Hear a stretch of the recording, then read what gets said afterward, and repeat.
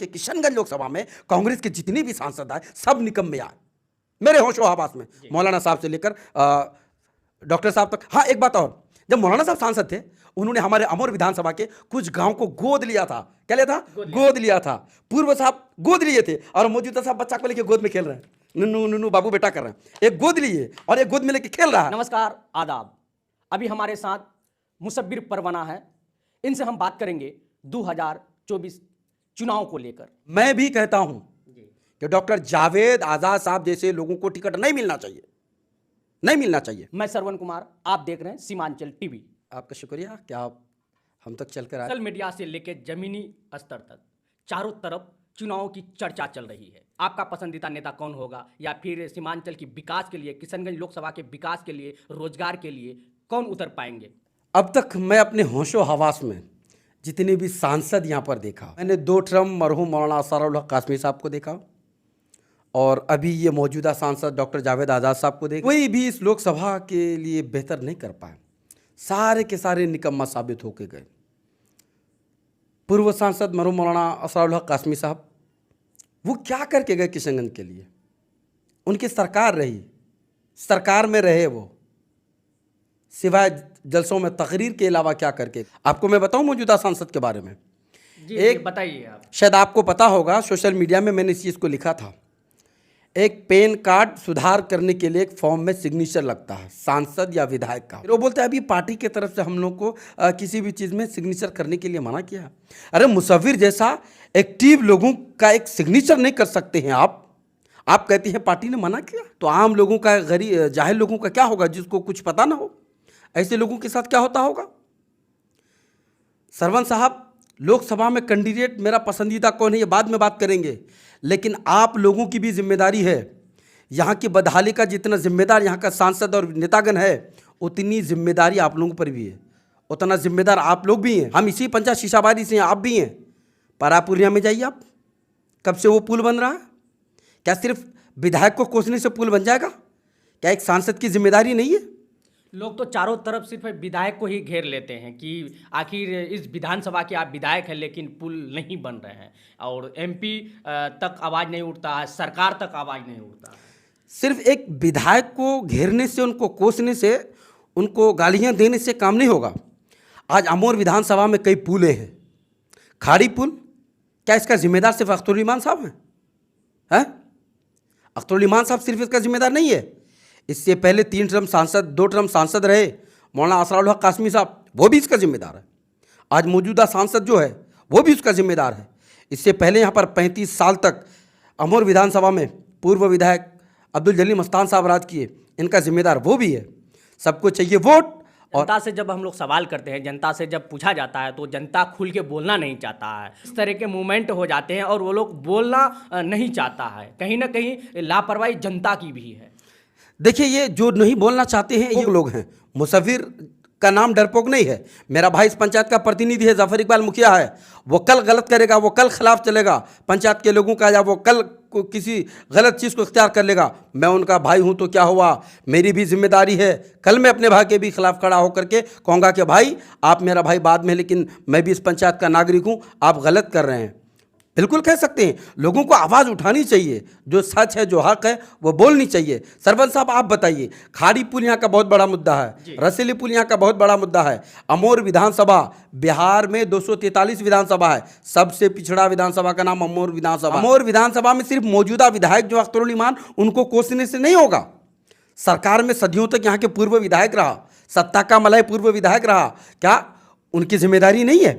कुछ लोगों का कहना है कि वो जो है हिंदू मुस्लिम कर रहे हैं, इनके कारण जो है सरकार यहाँ सवाल खड़ा नहीं करते हैं और यहाँ जो है काम नहीं करते हैं। रसेली घाट और खाड़ी पुल, ये दोनों पुल के लिए, रसेली के लिए तो नहीं, खाड़ी पुल के लिए माननीय विधायक अख्तरुल ईमान साहब ने कहा था कि 6 महीने की, मैं अगर मुझे विधायक बनाते हैं तो विधायक बनने के 6 महीने के बाद पूरा करूंगा। मैं विधायक जी से पूछना चाहूँगा कि साहब आखिर आप किस उम्मीद पर कहा था आपने किस उम्मीद पर? किनके भरोसे पर आपने कहा था कि मैं यहाँ की कटान धसान, यहाँ की कटान धसान को ख़त्म कर दूंगा, खाड़ी पुल 6 महीने में बना दूंगा? आखिर मैं भी अपने मौजूदा विधायक से पूछना चाहूँगा कि सर आप किस उम्मीद पर कहा था, किनके भरोसे पर कहा एक था? अवेसी हॉस्पिटल के बारे में भी बोले थे। देखिए, बात करें अगर Owaisi hospital, Owaisi school, Owaisi universities के बारे में, तो सच ये है 20 साल 30 साल 20 साल तक लोग सरकार में रह कर के एक अदद पुल नहीं बना सका, और ये लोग किस उम्मीद पर कह दिए थे कि यहाँ पर हॉस्पिटल बनवाऊंगा?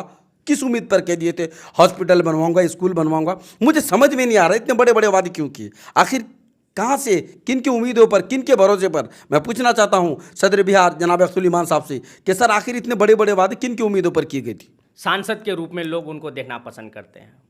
लोगों का रुझान है कि अख्तरुल इमाम साहब इस बार आएंगे तो उनको सांसद के रूप में हमको देखना है। आप क्या कहना चाहते हैं? देखिए, लोगों का जो रुझान है, जिस तरह से सोशल मीडिया में आए दिन देखते हैं, अभी देखा जाएगा सबसे ज़्यादा क्रेज़ देखा जाए तो अख्तरुल इमान के बारे में ही। अगर कोई वोटिंग करता है कि इस बार का सांसद कौन, तो वन साइडेड हो जाता है अख्तरुल इमान एमआईएम मजलिस। वो बात की बात है, सोशल मीडिया में पिछली बार भी एमआईएम जीत रही थी, लेकिन उस पर मैं बाद में आऊँगा कि कौन सांसद बन रहा, कौन जीत रहा। लेकिन मैं ये बता दूं कि इस बार किशनगंज लोकसभा के अंदर बहुत बड़ा भूचाल आने वाला है, बहुत उथल पुथल होने वाला है, बहुत डेंजर चुनाव होने वाला है। देखते जाइए, 2-4 महीने और बीतने दीजिए, यहाँ के हालात बदलेंगे, यहाँ का सियासी हवाएं बदलेगी, यहाँ बहुत कुछ अलग होने जा रहा है। और इस बार जो वोटर है वो बहुत सोच समझ कर अपना फैसला लेने वाली है। मैं तो सीधे बोलता हूँ कि मौलाना साहब कुछ करके नहीं गए, जावेद साहब क्या कर रहे हैं? एक पोस्टर लेके एमयू का खड़े हो जाते हैं पार्लियामेंट के अंदर।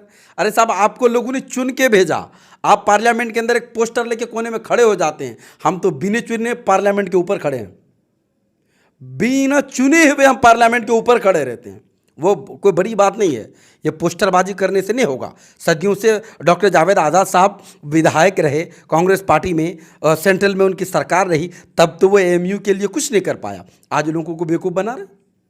इस बार किशनगंज लोकसभा की जनता को सोच समझ करके अपना फैसला लेना चाहिए। आपके बातों से ऐसा लग रहा है कि आप अख्तरुल इमाम जो है कोई काम नहीं किए, और अवेसी हॉस्पिटल नहीं बनवाए, पुल नहीं बनवाए। जो मौजूदा सांसद हैं डॉक्टर जावेद साहब, वो निकम्मा है, काम नहीं कर रहे हैं। तो आपका निशाना मास्टर मुजाहिद की तरफ तो नहीं है?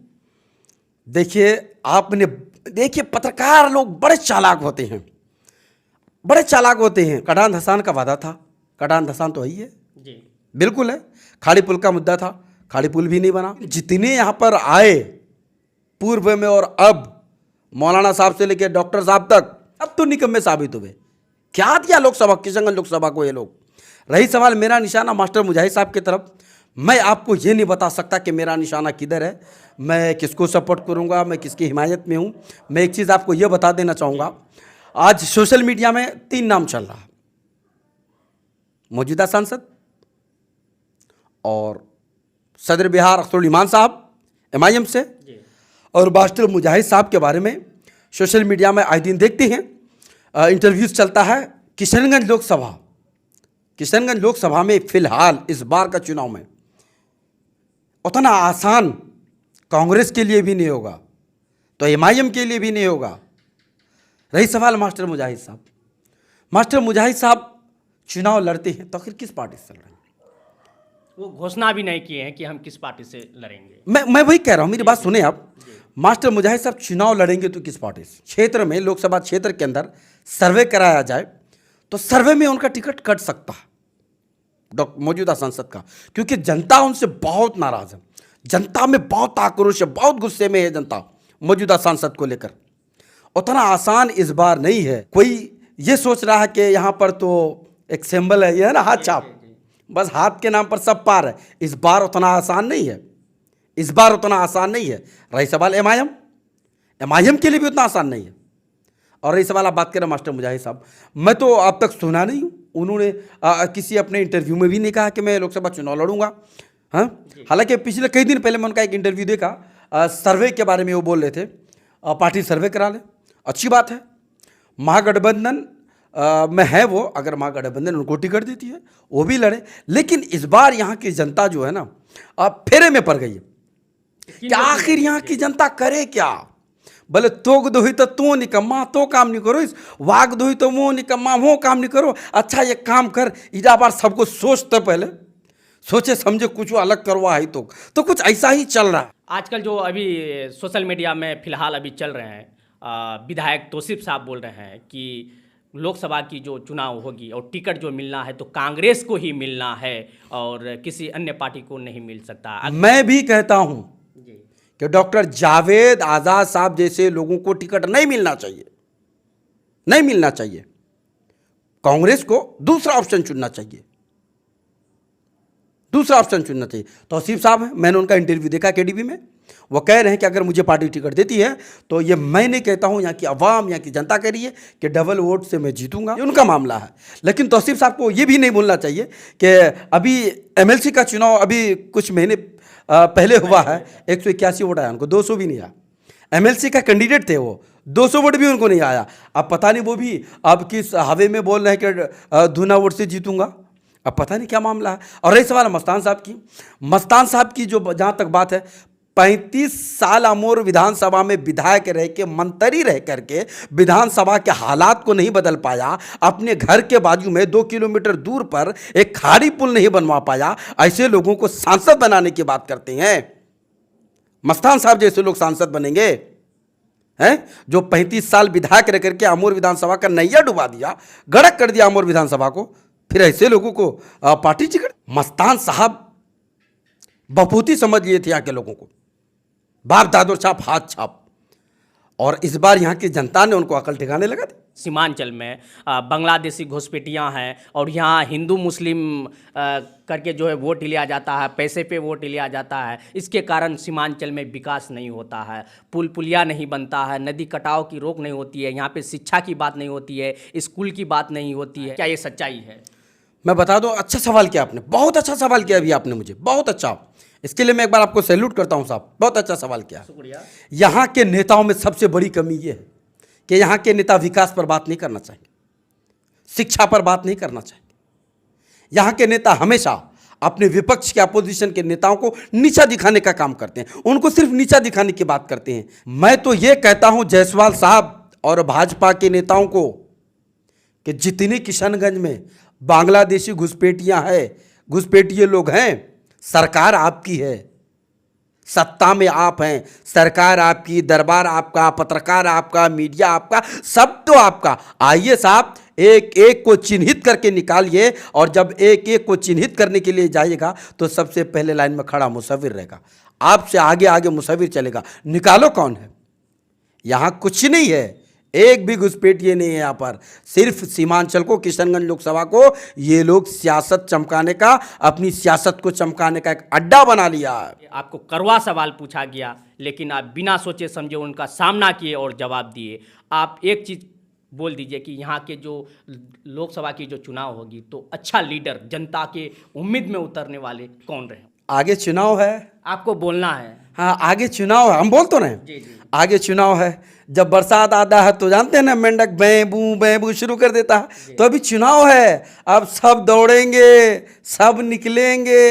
जब मौलाना साहब सांसद थे, उन्होंने हमारे अमोर विधानसभा के कुछ गांव को गोद लिया था। क्या लिया था? गोद लिया था। पूर्व साहब गोद लिए थे और मौजूदा साहब बच्चा को लेके गोद में खेल रहे हैं, नुनू नुनू बाबू बेटा कर रहे हैं। एक गोद लिए और एक गोद में लेके खेल रहा है, और मौलाना साहब गोद में लेकर के सर में चढ़ा करके धोबिया पटकन दे दिया गांव को। सबने धोखा किया है यहाँ की जनता के साथ, सबने धोखा किया है। इस बार मैं यहाँ की जनता को यह कहना चाहूंगा कि एकदम हड़बड़ाइए मत, शांति से बैठे रहिए और विचार कीजिए। बहुत सारे ऑप्शन आने वाले हैं, इस बार ऐसा फैसला लीजिए जो किशनगंज लोकसभा की तकदीर और तस्वीर को बदल सके।